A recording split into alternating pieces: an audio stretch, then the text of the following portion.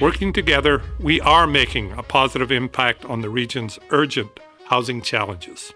Guys, we are undergoing a monumental shift in how the province and cities are tackling the housing crisis. If we don't make some of these changes, don't address these gaps, don't address these costs, we will see less homes being built rather than more.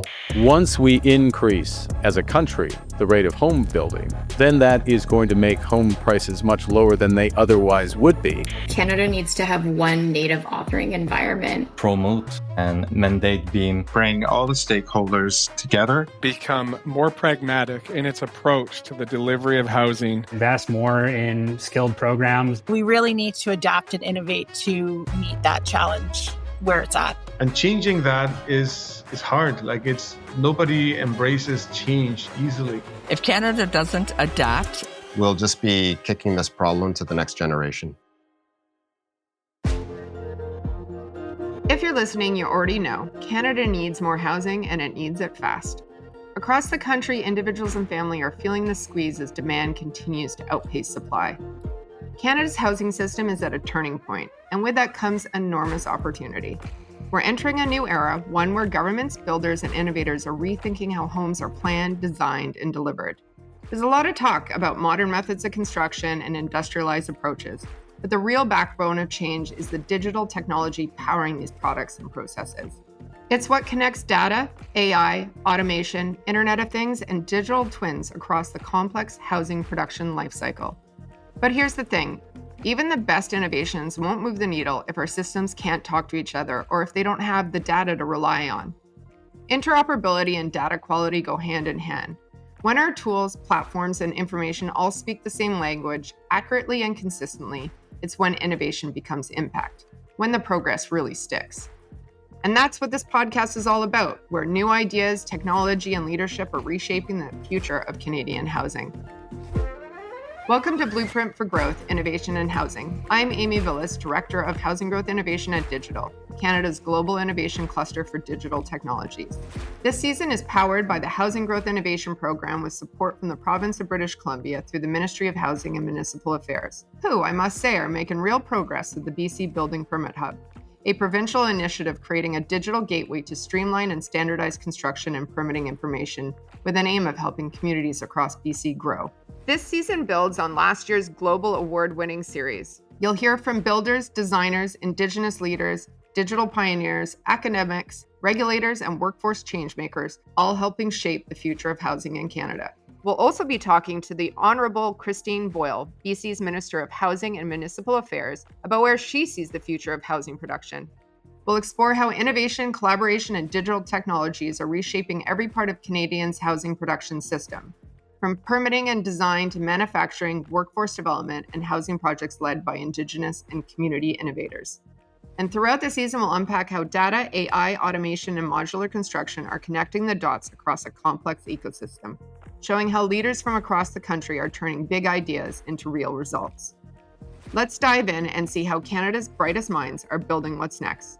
So whether you're working in construction, policy, tech, or community development, or you're simply passionate about where we live and how we live, join us as we explore the stories and ideas driving Canada's housing future. Innovation in housing starts by asking practical questions. How do we move bold ideas from concept to actual construction, especially when every region faces its own challenges and opportunities? This episode explores practical, context-driven change, how modern methods of construction, regional innovation, and smarter digital integration are shaping what's possible for Canada's housing. Brandon Searle is my first guest. He's the Director of Innovation and Operations at UNBC's Off-Site Construction Research Center, and he shares how modular building and digital manufacturing unlock new approaches. He emphasizes that innovation works best when it's built around people, process, and technology, not just a one-size-all solution.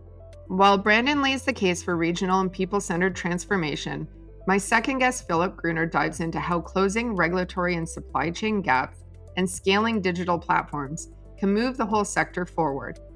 Philipp draws attention to harmonized standards, adaptable construction, and the need to empower Indigenous communities with practical tools and local solutions. Brandon Searle is the Director of Innovation and Operations at the University of New Brunswick's Off-Site Construction Research Center. He has led the center's rapid growth, building national partnerships, launching research projects, and expanding its technical lab. Canada is signaling quite strong that modern methods of construction are something everyone's looking at right now. From a definition standpoint, the other term I hear quite often is industrialized construction. Maybe you can provide me a little bit of an understanding. What's the difference between the two and what the implications are and what they have in common? I kind of use industrialized construction and modern methods of construction interchangeably. The way I interpret it is MMC's like the broader definition. So it includes the industrializing the industry, which is more towards like mechanization and automation, that type of stuff. But it also includes using like digital tools, new materials, advances in design, et cetera, that will really enable increased productivity in the sector. Whereas the industrialized definition I view as more like the mechanization and kind of transition from construction to manufacturing. And it kind of falls in the MMC definition a little bit. But that's kind of how I like to think about it. And I think most people still will for a while. So when people are throwing around modern methods of construction as a term, what does that actually mean in Canada? And how does it stack up against places like UK or Sweden? So there's 7 categories. I'll do my best off the top of my head here. But the first one's volumetric modular. So that's the traditional boxes that we think about. Next one's panelization, like structural panels. Next one is like non-systemized components that are part of a building. Those could be like pile caps and different things like this. And the fourth one is really what I like to think about as like mechanical pods, bathroom pods, kitchen pods, different sub-assemblies that aren't structural in any form. And then the UK has included additive manufacturing or 3D printing as category 5. And I kind of view the first 4 categories as like off-site specific. Category 5 is like an in-between. And category 6 and 7 is on-site. And so one's focused on like digital tools that enable productivity increase on the job site. And that can be things like drones, scanners, like things that we use every day. We just don't realize it, but like using an iPad on the job site or whatever it might be. The last one's all about products on the job site that increase productivity. And the easiest one to think about is insulated concrete forms or ICF.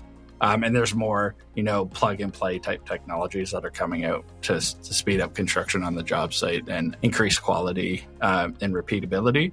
Nice thing is like a lot of that those on-site categories, particularly around digital tools, will actually enable for more off-site construction to happen and for it to be more effective and efficient.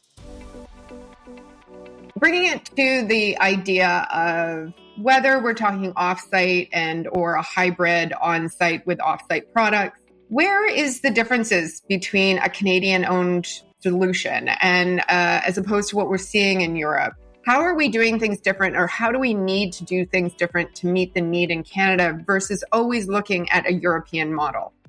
The culture is much different. Like if you go to the UK, the hotel rooms are smaller. You're usually in a single bed, not a queen or a king. Your bathroom is relatively small. And so it allows modular or offsite construction seems to work best in those cultures. But in some provinces, everyone drives a truck. You need a garage for your truck. You need a deep freeze for everything from Costco. We're just used to a different way of life, I think, over here. And that needs to be thought about when we're thinking about how we apply MMC. How do we increase productivity through innovation and modernizing this sector?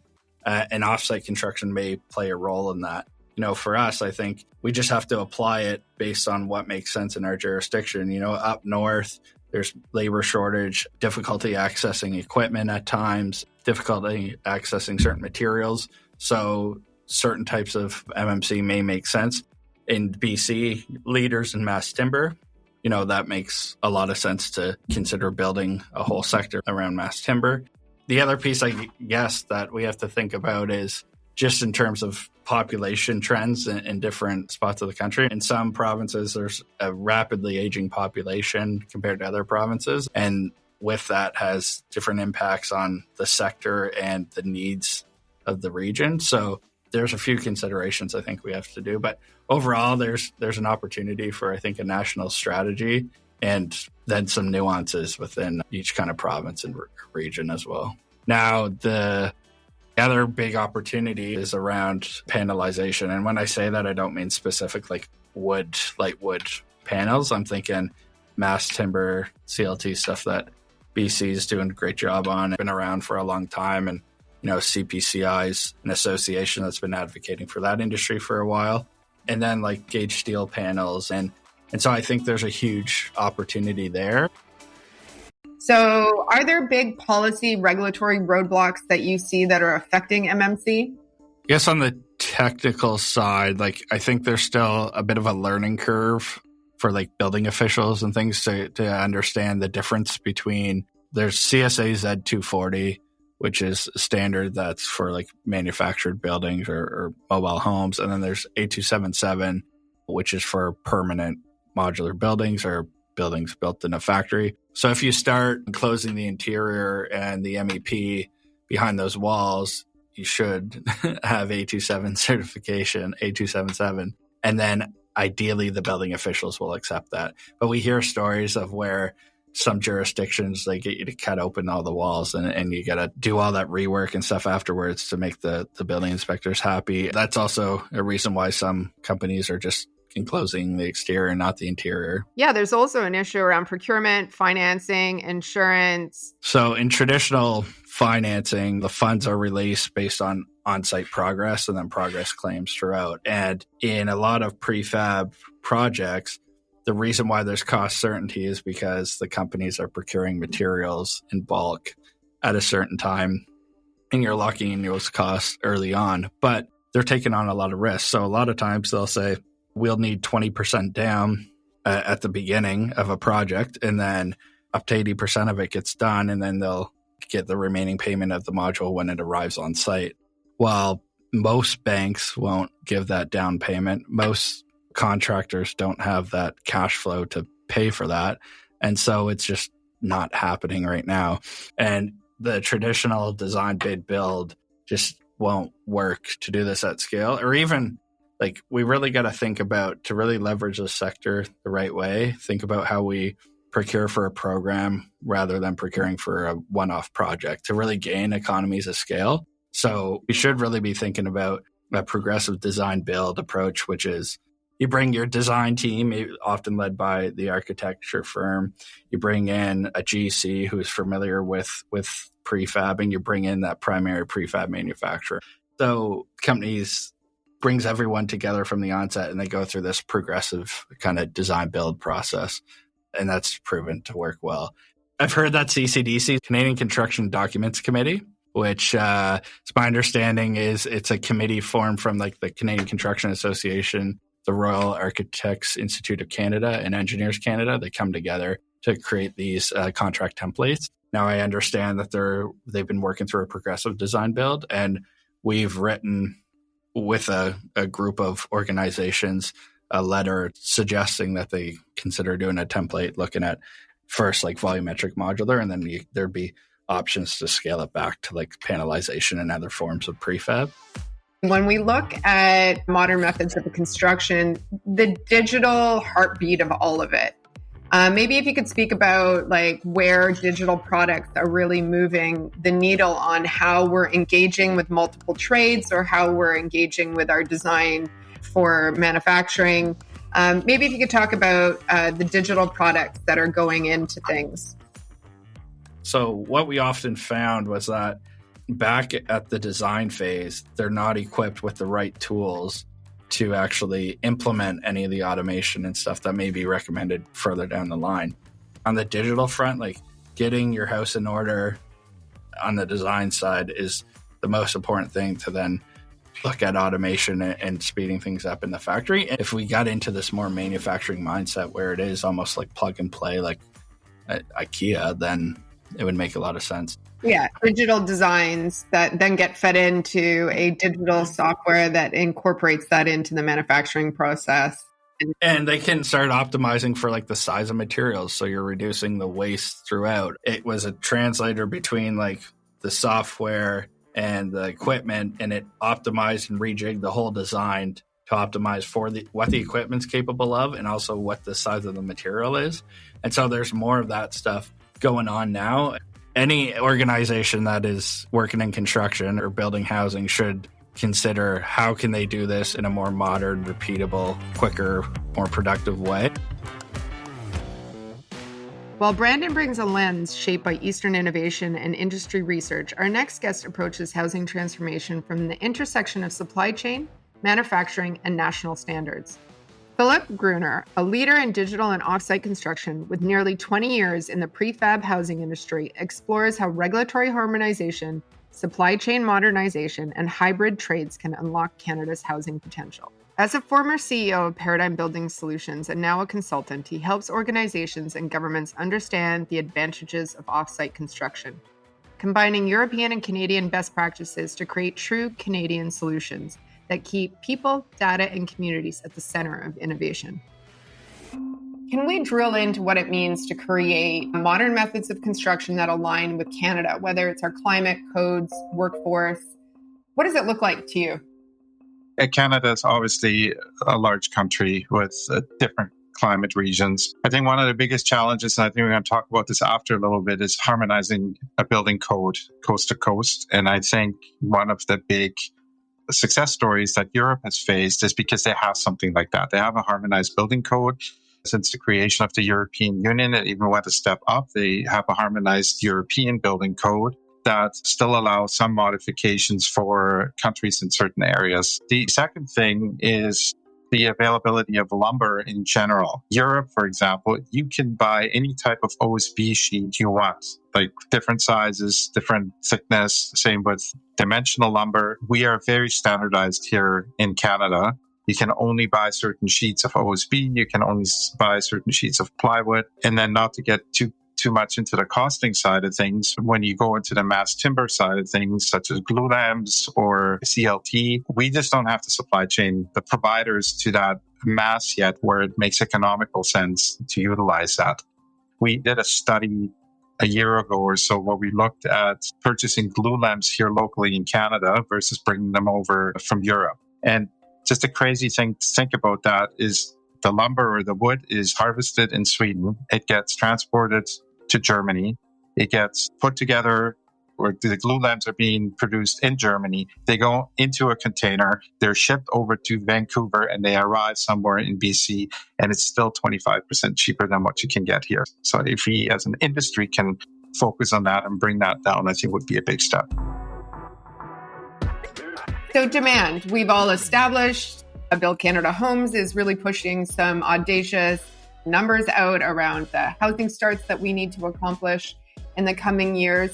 So talking about offsite, your experience in this sector, do you think that we need more manufacturing plants?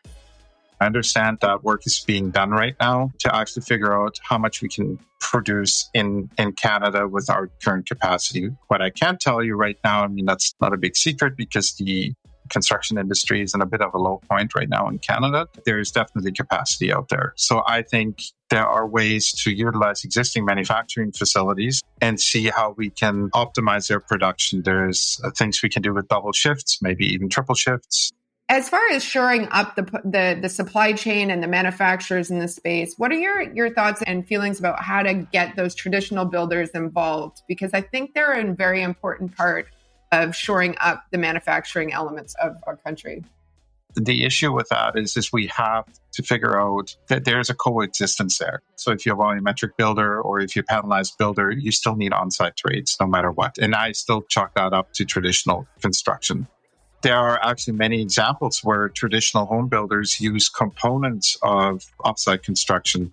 So this whole discussion about only prefab, only traditional, I think that narrative has to change, and both of those industries need to start looking at how can we optimize each side's skill set to really make this happen. One last quick example on that is I always say to customers, it's great if we can put a frame building up in 8 weeks. The problem is if your plumber and your electricians and the subtrades don't keep up with that speed, then you've lost that advantage at the front end. So that's why I think it has to be a common approach. It has to be a really rigid project management approach right from the get-go to actually optimize offsite manufacturing with what can't be done offsite yet. Yeah, I agree. How do you see in the near term different technologies, such as obviously robotics in the sense of the manufacturing space, AI or other digital tools speeding up that design, permitting, or project delivery?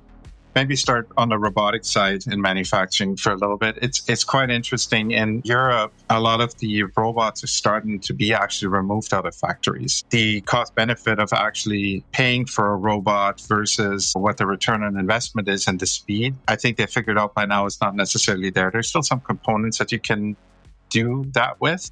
They've started to figure out that there's a balance in automation. There's automatic framing tables, there's, the conveyor systems, how in your example, technology goes into the whole production line and make it smoother so there's no starts and stops throughout the production of something is becoming more and more important. So the way a whole factory operates, and that's from procurement to when it's fed into the machine to when it comes out, when it's bundled, or volumetric, if what the sequencing is or how the inventory is controlled. I think there's still a lot of room to grow there for sure. There is a ton of systems out there. A lot of them don't talk to each other. So now you have the problem of finding a tool that actually combines it all together.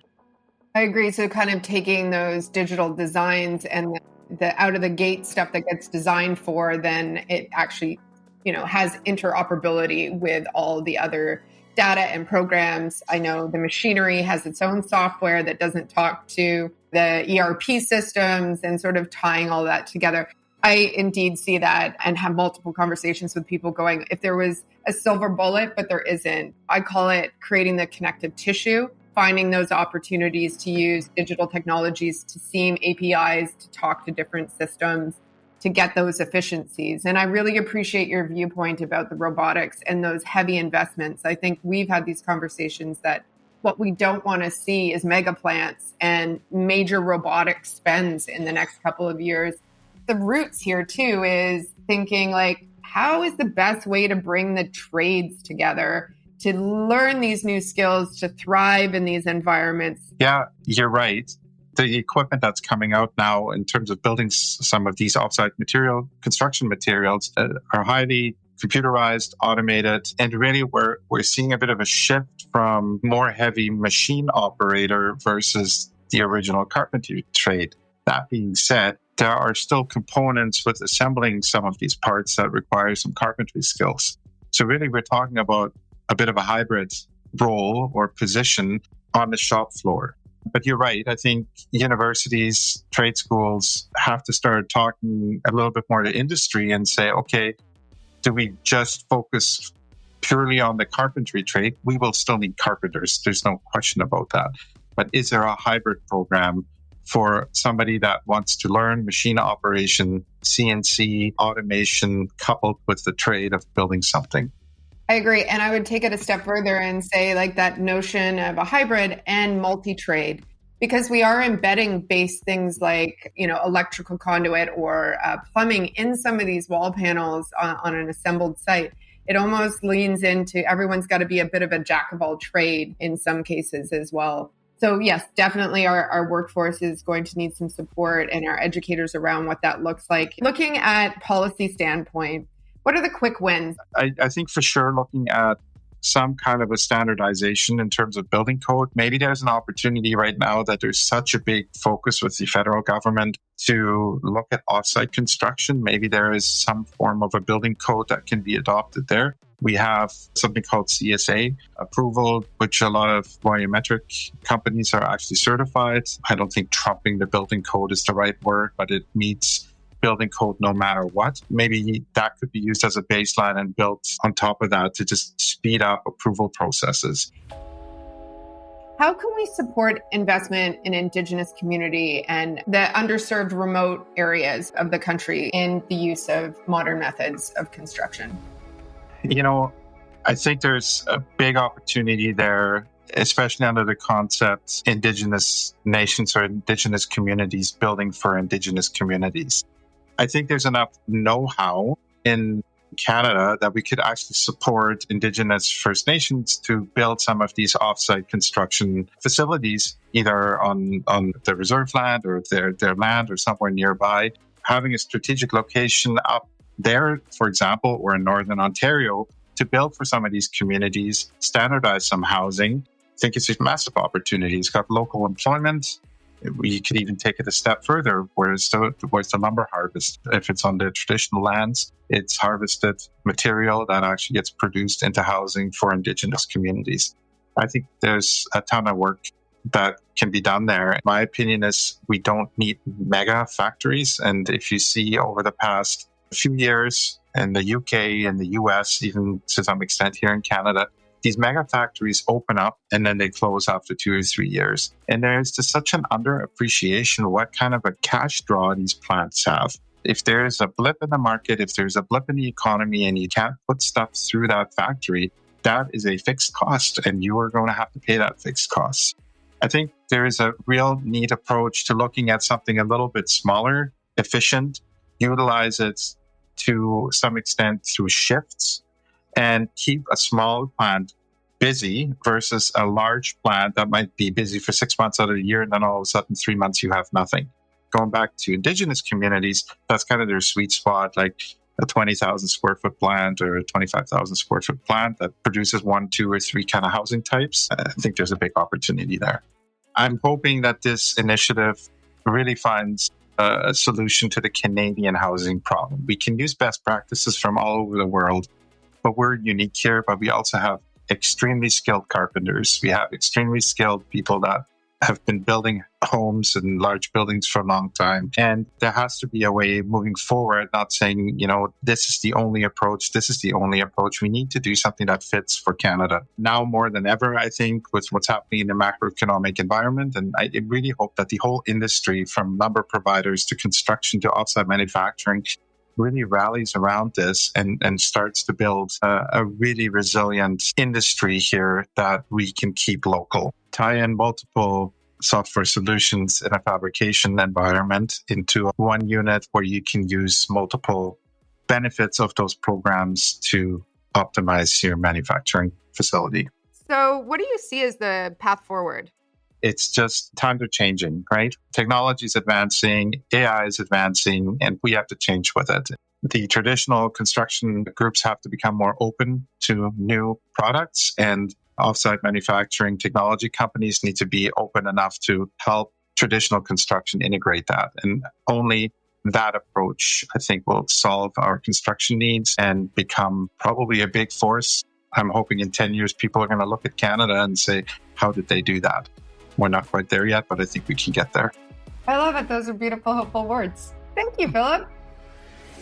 Thanks to Brandon and Philipp for showing that meaningful housing innovation isn't just about new technology or policy. It's about breaking silos and putting local context at the center.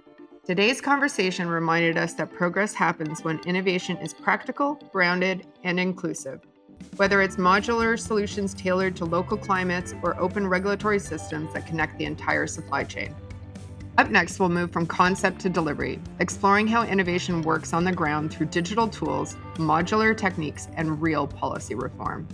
This podcast and Digital's Housing Growth Innovation Program are made possible with the financial support of the Province of British Columbia through the Ministry of Housing and Municipal Affairs. Another Everything Podcast production. Visit everythingpodcast.com. A division of Pattison Media. Subscribe wherever you get your podcast.